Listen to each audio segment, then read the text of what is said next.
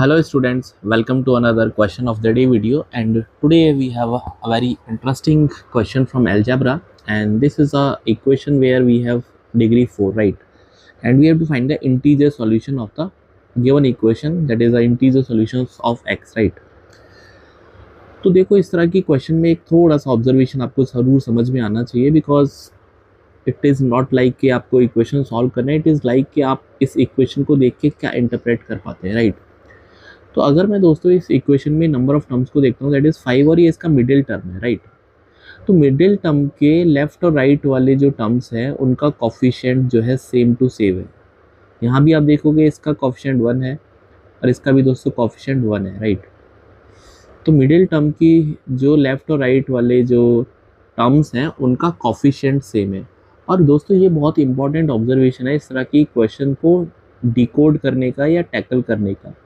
अब करना क्या है उस पर बात करते हैं। तो सबसे पहले तो ऑब्जर्वेशन, कल को हो सकता है यहाँ पर जो टर्म्स जो डिग्री है वो ज़्यादा हो जाए, नंबर ऑफ टर्म 7 हो जाए, तो 7 का आपको मिडिल टर्म देखना है, उसके बाद लेफ्ट राइट के कोएफिशिएंट्स को चेक करना है। तो now once you are in the position to identify the pattern, then what we have to do actually. अब यहाँ पे दोस्तों जो मिडिल टर्म है ना, दैट इज़ एक्स स्क्वायर, उससे डिवाइड करना है सारे के सारे टर्म्स को। तो उससे क्या फ़ायदा होगा देखो अभी हमको पता चलेगा। ठीक है, हमने एक्स स्क्वायर से डिवाइड कर दिया, राइट?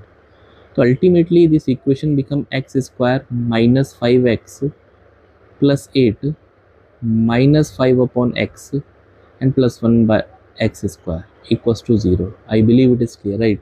अब आपको ये टर्म और ये term x square plus 1 upon x square दिख रहा होगा, माइनस 5 कॉमन लेने पर एक्स प्लस 1 बाई एक्स दिख रहा होगा, बिल्कुल सही बात है, एंड प्लस 8 इक्वल्स टू 0।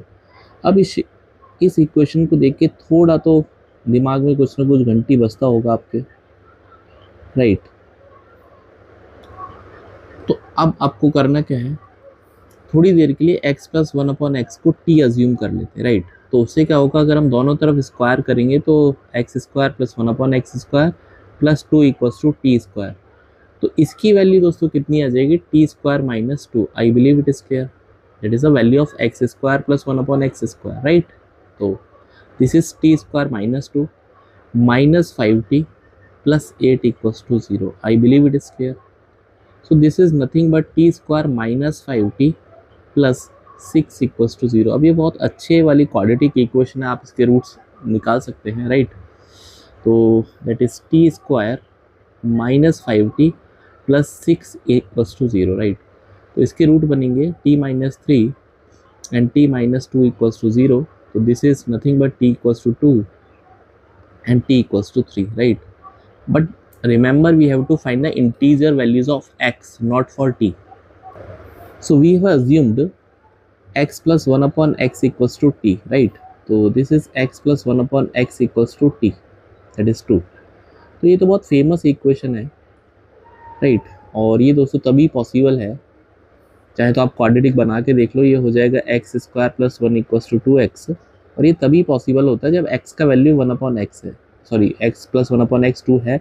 अगर कोई भी नंबर है जैसे लाइक a प्लस 1 अपॉन ए, ये 2 है, तो ये ओनली पॉसिबल केस है a का वैल्यू 1 होगा, राइट? ये इंपॉर्टेंट है, ऑब्जर्वेशन है, आप चाहे तो क्वाड्रेटिक बना के देख लो। तो this is nothing but x square minus 2x plus 1 equals to 0।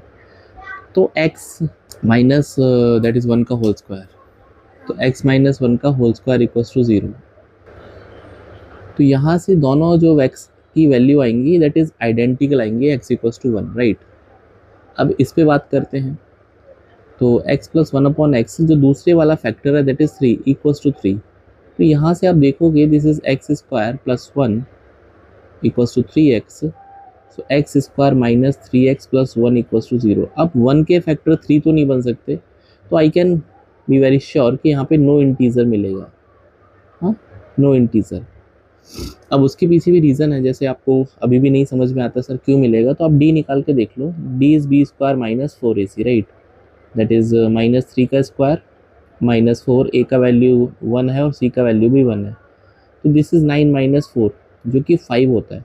तो अगर दोस्तों d जो है नॉन परफेक्ट स्क्वायर है, हाँ, अगर d जो है वो नॉन परफेक्ट स्क्वायर नंबर है, तो आपके जो रूट्स हैं वो रेशनल तो नहीं आएंगे, राइट? रेशनल मतलब भाई जब रेशनल ही नहीं है तो फिर इंटीजर बनने का सवाल ही नहीं पैदा होता। तो इस बात को भी लिख लो, if D is a perfect square, हाँ परफेक्ट स्क्वायर नंबर, तो रूट्स रेशनल होंगे और रेशनल में इंटीजर भी हो सकते हैं, रूट्स आर रेशनल। और अगर डी जो है नॉन परफेक्ट स्क्वायर नंबर आ गया तो रूट्स क्या होंगे, इरेशनल रूट्स होंगे। मैंने ट्रिपल आर लगा दिया, इरेशनल रूट्स। और ये जो बात है दोस्तों, it is only for quadratic equation, हाँ ओनली क्वाड्रेटिक इक्वेशन, तो प्लीज़ माइंड इट, राइट। तो ये क्वाड्रेटिक इक्वेशन के लिए लिखा है। अब आपसे नंबर ऑफ इंटीजर सॉल्यूशन पूछा था, राइट। तो देखो अगर मैं नंबर ऑफ सॉल्यूशंस की बात करूँगा तो ऑफ कोर्स इसकी डिग्री तो 4 है, तो यहाँ पे दो जो रूट्स हैं वो आइडेंटिकल रूट्स हैं, x इक्वल्स टू 1 और x इक्वल्स टू 1, राइट। तो अगर हम टेक्निकली इस क्वेश्चन की लैंग्वेज पे जाएं, नंबर ऑफ इंटीजर सॉल्यूशंस, तो my answer will be that is 2। भाई आपसे इंटीजर सॉल्यूशन पूछा है, हाँ अगर ये वर्ड यूज़ करता डिस्टिंक्ट तो आंसर 1 होता है। I believe it is clear, right. तो इस सवाल का जो इंटीजर सॉल्यूशन है that is 2, that is x equals to 1,1, ठीक है। तो इसके दो रूट्स हैं, x इक्वल्स टू 1,1, दोनों इंटीजर हैं। उसने यूनिक या डिस्टिंक्ट वर्ड यूज़ नहीं किया, तो हम दोनों को इंटीजर काउंट करेंगे। I believe it is clear. तो hopefully you enjoyed the solution, and for more such questions जो मैं अपलोड करता हूँ क्वेश्चन ऑफ द डे में, प्लीज़ आप उसको देखिए, और उसको देखने के लिए आपको चैनल को सब्सक्राइब करना पड़ेगा।